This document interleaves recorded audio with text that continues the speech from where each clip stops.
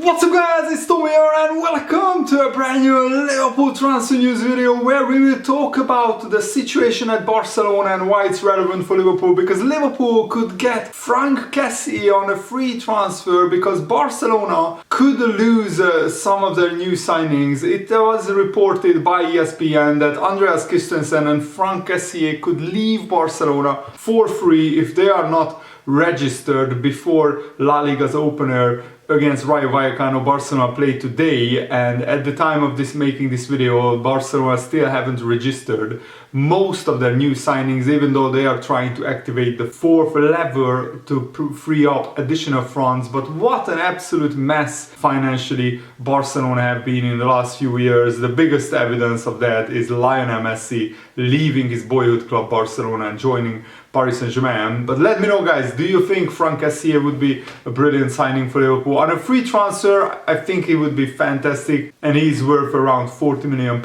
He scored 7 goals last season for AC Milan, got 1 assist. He scored 14 goals 2 seasons ago for AC Milan, and he's a really big, strong box-to-box midfielder who can play across the midfield, and he's also pretty young still. Cassi is 25 years old, so he's at the perfect age. And we will also talk about 6 Liverpool players being nominated for the 2022 Ballon d'Or award, awarded for the best footballer on the planet. It's a very prestigious award, and for 6 Liverpool players to be nominated is absolutely fantastic. If only Courtois didn't have that amazing day in the Champions League final, Liverpool would have a much bigger chance because of winning the Champions League. And ESPN is reporting that if Barcelona are not registering Kessie and Christensen, then both players could choose to execute a clause in their contract that allows them to leave on a free transfer. Lewandowski, Rafinha, Koundé are also in danger of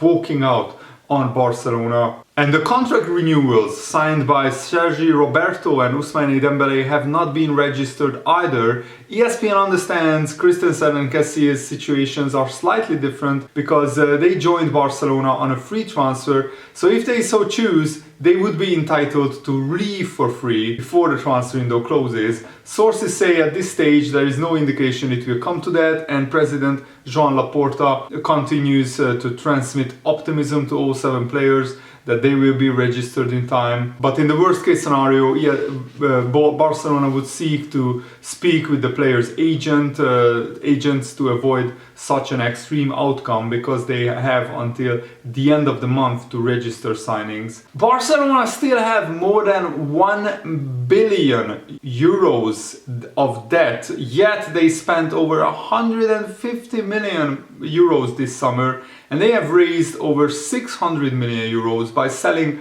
25% of their domestic television rights for the next 25 years. And also Barca Studios has been their future revenue has been sold. 24.5% of that has been sold as well. But a La Liga source has said that that is still not enough incoming cash for Barcelona to be able to register all their signings, because they have been doing some shady accounting operations, accounting tactics that Barcelona tried. They basically bought a company and they invested in that company, and then the company themselves bought some of Barcelona's assets, but La Liga said that that's inflated revenue, so it didn't count. Yet Barcelona had to pay capital gains tax on that investment as well, so they screwed themselves over twice over as well. And guess what? La Liga's spending cap for Barcelona last season was minus 144 million euros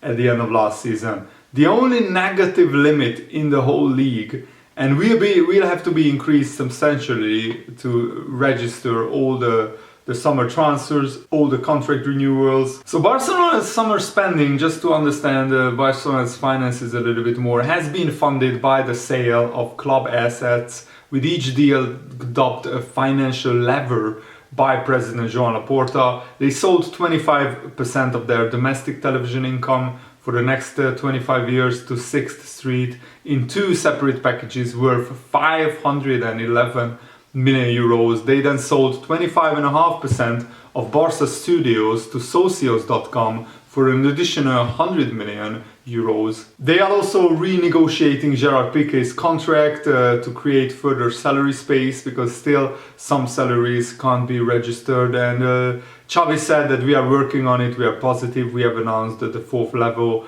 and we will see today whether the La Liga will accept it or not. And I just wish there would be a salary cap like this in the Premier League as well, because at the moment the Premier League is basically a free-for-all, and the financial fair play doesn't really exist anymore in Europe or in the Premier League. I mean, if it would have been existed, then Manchester City would have been punished a long time ago. Newcastle's takeover wouldn't have been able to go through, but that's a different conversation, I think. I just like that La Liga has these strict rules, because Barcelona is spending the wages that they pay to some of the players. I mean, Ousmane Dembélé has been on something like 500,000 euros per week, and he's not even a world-class player.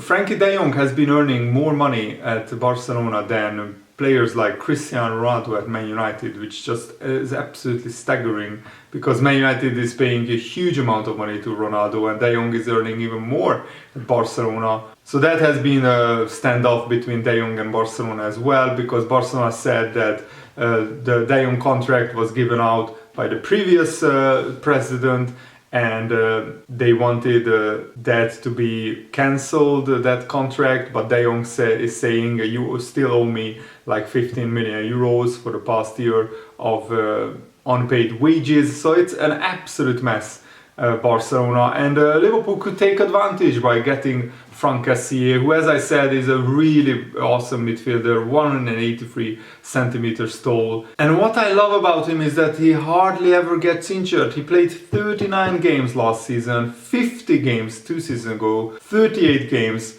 the season before, 42 games the season before, and 54 games the season before.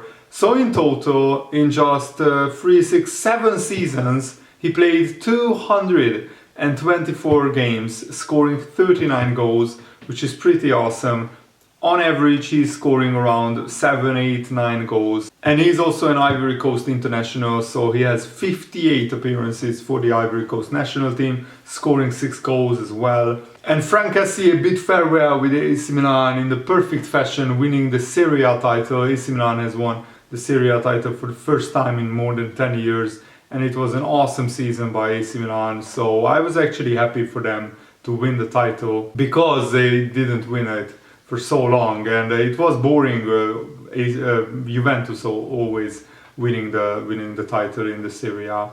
And also I will make probably a separate video on another day about Gavi, because he also threatened to leave Barcelona if they sign Bernardo Silva. Bernardo Silva has been heavily rumored to join Barcelona from Man City, and Gavi has threatened to leave Barcelona because they play in the same position, and Bernardo Silva would definitely start for Barcelona, so Gavi would think his minutes would be much more reduced, and he doesn't want that. Also, congratulations to the 6 Liverpool players who have been nominated for this year's Ballon d'Or award, and those 6 players are Mo Salah, Luis Diaz, Darwin Núñez, Fabinho, Virgil van Dijk and Trent Alexander-Arnold. Of course, Mo Salah is the favorite, and as I said, if Salah would have won the Africa Cup of Nations or the Champions League, he would have a brilliant chance of winning the Ballon d'Or, but he still has a good chance, because both Ronaldo and Messi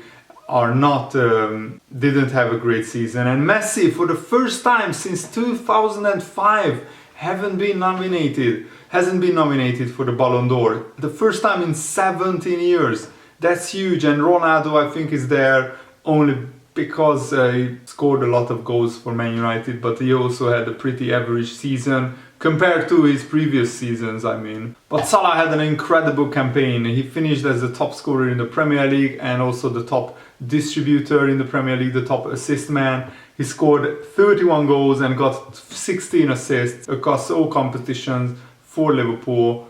The Ballon d'Or award will be presented on October the 17th in Paris where the Yashin trophy for the best goalkeeper will also be awarded. Alisson is in contention, but I would be shocked if Courtois doesn't win it, because Real Madrid won the European Super Cup as well as the Champions League. And some interesting new additions are in the Ballon d'Or nominations. Rafael Leao at AC Milan, who helped, of course, AC Milan win the title, and Nkunku of Leipzig, who had an absolutely amazing season. Erling Haaland, Mbappe, so the usual big names are there. Kevin De Bruyne from Man City. Harry Kane from Tottenham, what on earth is he doing among the Ballon d'Or nominations? I mean, Tottenham haven't won a trophy, apart from if you counted the top 4 as a trophy. Also, Pep Yinders spoke out on why and how Liverpool decided to sign Darwin Núñez, and I think this is a fascinating insight. Pep Yinders said, "We followed Darwin Núñez for a long time. Our scouting team followed him,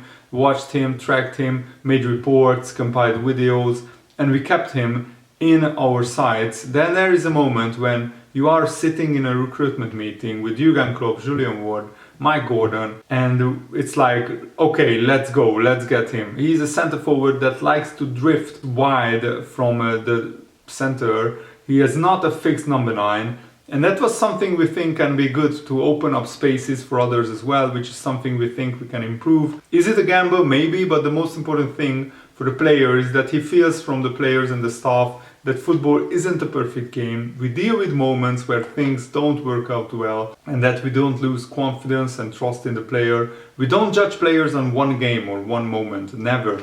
And fans shouldn't judge one player on one moment. I think judge a player throughout a whole season. And especially with young players, you need to give them time. But Darwin Núñez has started the season on fire. I really hope he starts against Crystal Palace, because I think he could do some amazing things and score goals again. And let's beat Crystal Palace, but the weekend will be long without watching Liverpool play football, so I can't wait for Monday evening. Thanks for watching, guys. Hope you enjoyed this. A brand new Liverpool Career Mode episode is coming later today as well, so stay tuned. See you later. Goodbye.